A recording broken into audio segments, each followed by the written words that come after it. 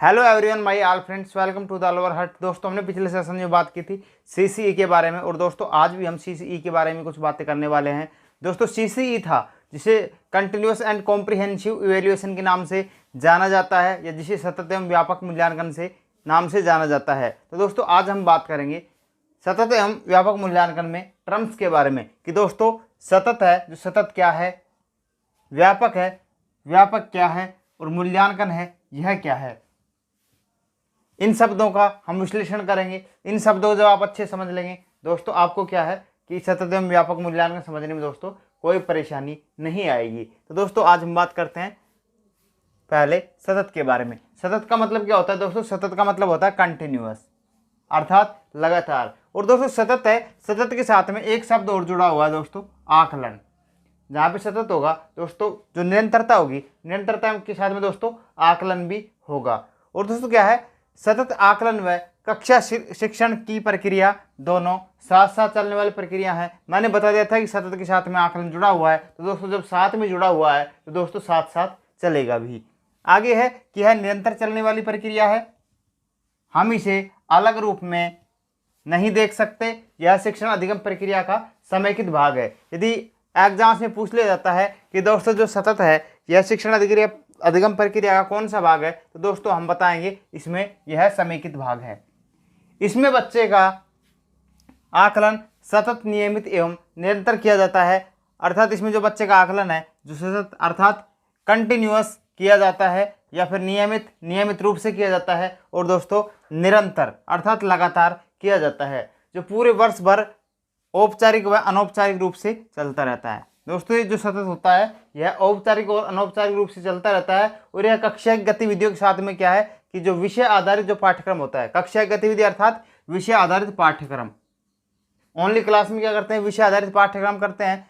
और उसके साथ में क्या है कि जो सहशैक्षिक क्रियाएं होती हैं उनका भी आकलन किया जाता है, जैसे योगा, खेलकूद, सांस्कृतिक गतिविधियां। जैसे आप विद्यालय में देखते हैं, विद्यालय में एक पीटीआई होता है, शारीरिक शिक्षक होता है, जो बच्चों को योगा वगैरह करवाता है, पीटी वगैरह करवाता है। आगे है खेलकूद, कुछ इंडोर या आउटडोर गेम्स देखने को मिलते हैं। और आगे है सांस्कृतिक गतिविधियां।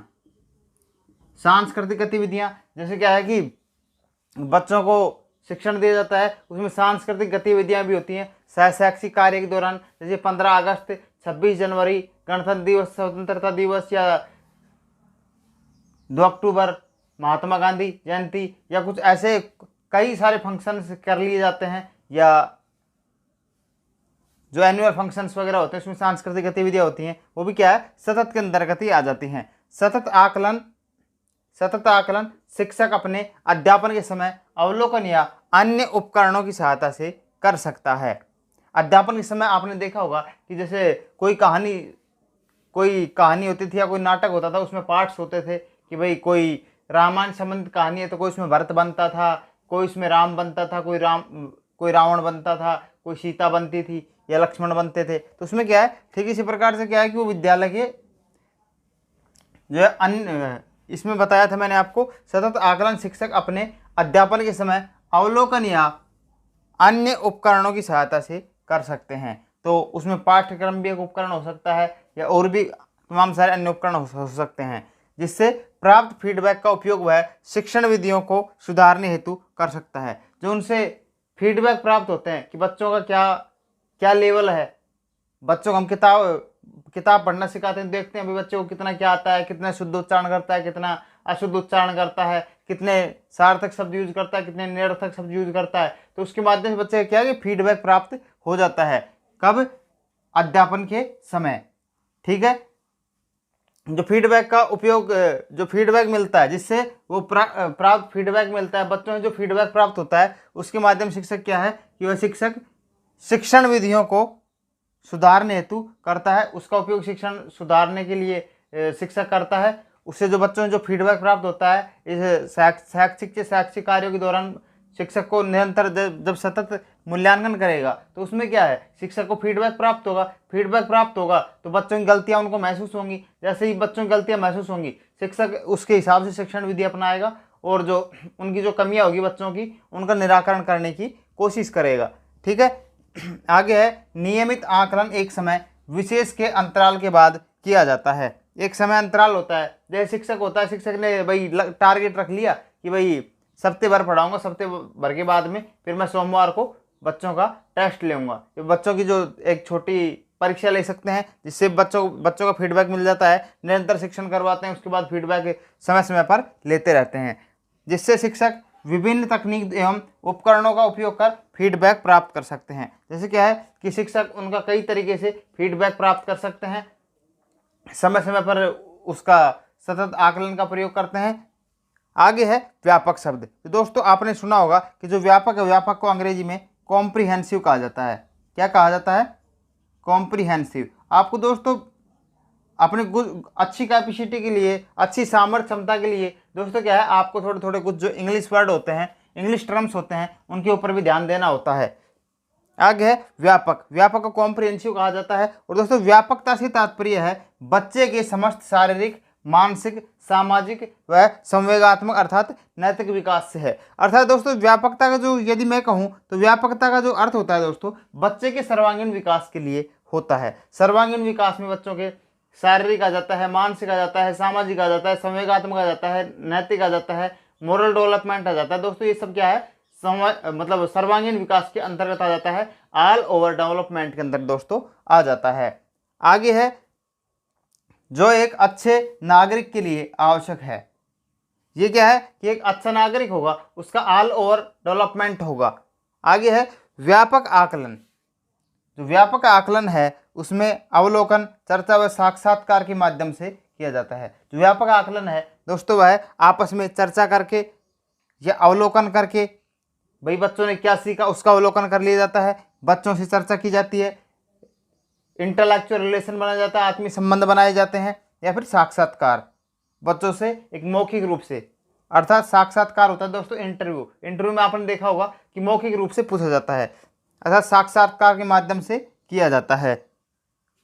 आगे है मूल्यांकन। एक टर्म्स थी मूल्यांकन, सतत हमने कर लिया है, व्यापक हमने कर लिया है, अब बात कर रहे हैं मूल्यांकन के बारे में। दोस्तों मूल्यांकन क्या है? मूल्यांकन यदि हम बात करें तो कक्षा अधिगम प्रक्रिया के साथ साथ बच्चों के सीखने की गति, जो कक्षा का अधिगम होता है, कक्षा की जो लर्निंग प्रोसेस होती है, मतलब हम कहें तो स्कूल बेस्ड लर्निंग या विद्यालय आधारित कार्यक्रम है, तो कक्षा में जो लर्निंग अर्थात अधिगम होता है उसकी जो प्रोसेस होती है, उसके साथ साथ बच्चों की जो सीखने की गति है कि बच्चे किस गति से सीख रहे हैं, कुछ अवधारणाएं दी प्रस्तुत की जाती हैं या फिर उनका ज्ञान देखा जाता है, अभिवृद्धि, कौशल, व्यवहार, अनुभव आदि को जानने के लिए बच्चों के इन पक्ष को जाना जाता है। किसके? सीखने की गति को जाना जाता है, बच्चों की अवधारणाओं को जाना जाता है, बच्चों के ज्ञान को जाना जाता है, बच्चों की अभिवृद्धि को जाना जाता है, बच्चों के जो कौशल कर रहे हैं उनका व्यवहार, अनुभव आदि को जानने के लिए योजनाबद्ध तरीके से एक योजना तैयार की जाती है। अर्थात एक योजनाबद्ध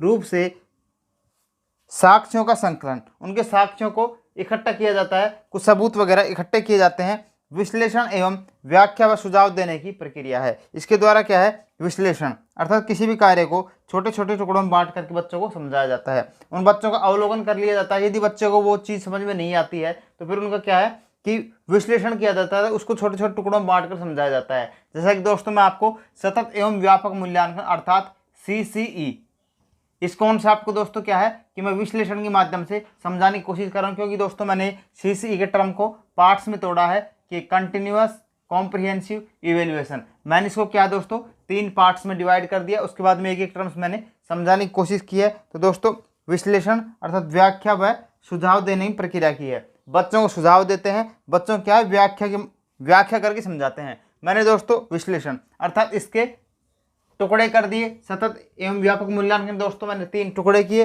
3 टुकड़े करने के बाद में क्या है कि दोस्तों जो 3 टॉपिक थे, सतत, व्यापक और मूल्यांकन, इन तीनों को दोस्तों मैंने एक एक्सप्लेनेशन मेथड से दोस्तों क्या है, एक लेक्चर मेथड से दोस्तों क्या है आपको समझाने की कोशिश की है। ठीक है दोस्तों, आज की वीडियो में बस इतना ही, फिर मिलते हैं नई वीडियो में नए कंटेंट के साथ। दोस्तों यदि आपने हमारा चैनल अभी तक सब्सक्राइब नहीं किया तो सब्सक्राइब कर सकते हैं। आपको वीडियो अच्छी लगी तो दोस्तों आप वीडियो को लाइक कर सकते हैं। आपकी हार्दिक इच्छा हो तो यार दोस्तों के साथ में दोस्तों वीडियो को पार्टिसिपेट कर सकते हैं।